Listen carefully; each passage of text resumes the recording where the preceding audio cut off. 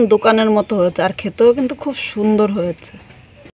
নমস্কার বন্ধুরা, Piyali lifestyle with village ফুডে সকলকে স্বাগত জানাচ্ছি। গরম পড়েছে, তাই গরমের মধ্যে আমি ভাবছি কুমড়ো দিয়ে আমি একটা মাজা তৈরি করব। আর কিভাবে করব সেটাই আপনাদের দেখাচ্ছি। তো ওটা না টেনে প্রথম থেকে শেষ পর্যন্ত দেখুন। ওটা টেনে দেখলে কিন্তু আপনারা বুঝতে পারবেন না যে আমি কিভাবে করছি। বাড়িতে আপনারা খুব সহজেই এই কুমড়োর মাজাটা তৈরি করতে পারবেন। আমি এখানে দেখুন এই কুমড়োটা নিয়ে এসেছি, আর এই কুমড়োটা আমি বাজার থেকে এনেছি। এই কুমড়োটা কিন্তু মিষ্টি কুমড়ো। প্রথমে আমি কুমড়োটা কেটে নিচ্ছি। কুমড়োটা ভালো করে পরিষ্কার করে আমি ছোট ছোট করে কেটে নেব।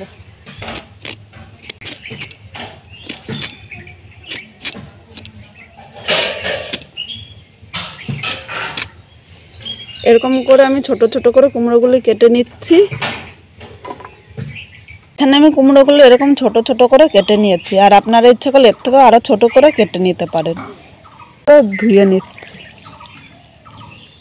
কুমড়োগুলো, এখানে ভালো করে ধুয়ে নিয়েছি। এবার একটা বাটির মধ্যে আমি তুলে নিচ্ছি। এবার আমি এই পরিষ্কার করা কুমড়োগুলো মিক্সচারের মধ্যে নিয়ে নিচ্ছি।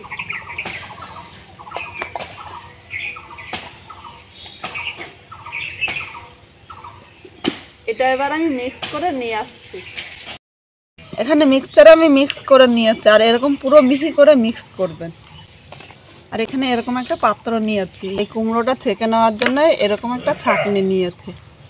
এর মধ্যে এবার দিয়ে দিলাম। এবার এটা এরকম চামচ দিয়ে চেপে চেপে আমি পুরো রসটা নিয়ে নিচ্ছি।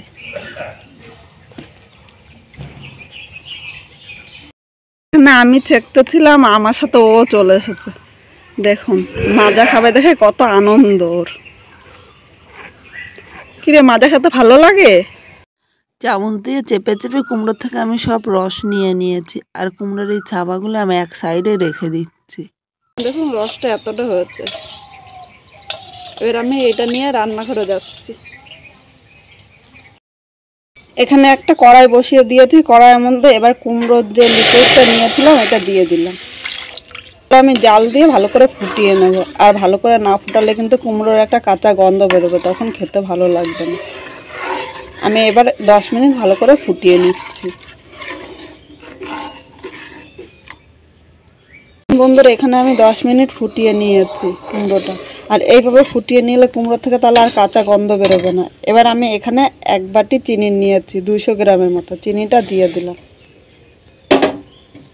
এবার চিনি দিয়ে আমি ভালো করে এর সাথে মিশিয়ে আরও 5-7 মিনিট জাল দিয়ে নিচ্ছি।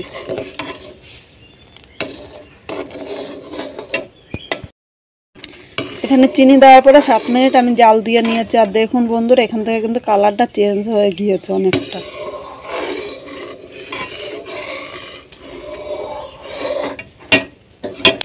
আর এখানে এরকম একটা রসনা কিনে নিয়ে এসেছি বাজার থেকে। আপনার এই রসনাটা পাবেন ফ্লেভারের জন্য, আমি রসনাটা দিচ্ছি। রসনার ভিতরে এরকম 2টো প্যাকেট থাকে, এর থেকে আমি 1 চামচ করে দিয়ে দিচ্ছি। এখানে আমি 2 চামচ রসনা দিয়ে দিলাম। ভালো করে মিশিয়ে নিচ্ছি। রসনাটা শুধু ফ্লেভারের জন্য দেওয়া হয়েছে, আর এই রসনাটা আপনারা বাজারে পাবেন। কিন্তু দেখুন দেওয়ার পরে কালারটা কিন্তু খুব সুন্দর হয়েছে, আর খেতেও কিন্তু খুব ভালো হবে, আর সহজে আপনারা করতে পারবেন। এই রেসিপিটা যদি ভালো লাগে তাহলে একটা লাইক, শেয়ার ও কমেন্ট করবেন, এবং নতুন কোনো বন্ধু থাকলে চ্যানেলটি সাবস্ক্রাইব করে দেবেন। যদি বাড়িতে করেন কেউ, তাহলে অবশ্যই খেয়ে কীরকম লাগলো কমেন্টের মাধ্যমে জানাতে ভুলবেন না।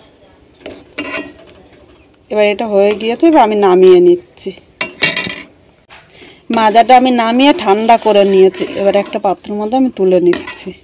এখানে একটা গ্লাসে তুলে নিয়েছে, আর একদম দোকানের মতো হয়েছে, আর খেতেও কিন্তু খুব সুন্দর হয়েছে।